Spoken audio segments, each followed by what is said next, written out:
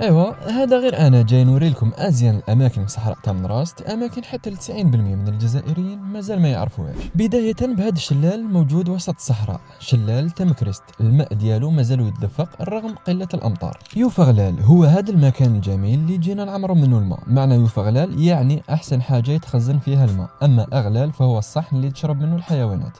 اللي يعرف الترقيه ولا الامازيغيه يصحح لنا ويزيد يفهمنا اكثر. من بعد وقفنا في اقلمام. معنى اقلمام هو القلته. هنا من تقابل منظر كيما هذا فيه الماء راح تفرح، لانه الماء عزيز بزاف هنا في الصحراء. وهذا غرغر اعجوبه وسط الصحراء، وادي جاري عذب، اشجار ونباتات خضراء خلتني انبهر بجمال وتنوع الطبيعه داخل طاسيل. تاهكارت رايحين تنسحروا بجمالها. بالنسبه للبعض مجرد رمله وحجاره، اما انا راني فريم خلوي، تقول راني داخل الفيلم. الدوبامين راه يتوزع بقوه في دماغي. كي نرجع للمدينه صحابي يسقسوني علاه راك كام، علاه راني كام، باسكو رحت لهاد الاماكن.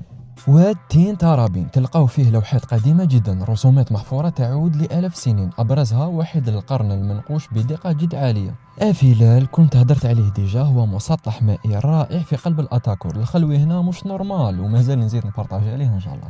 أخيرا الغني عن التعريف، أسكرام اللي فيه أجمل شروق وغروب شمس في العالم، ديجا بارطاجيت عليه من قبل في الفيديو الأول.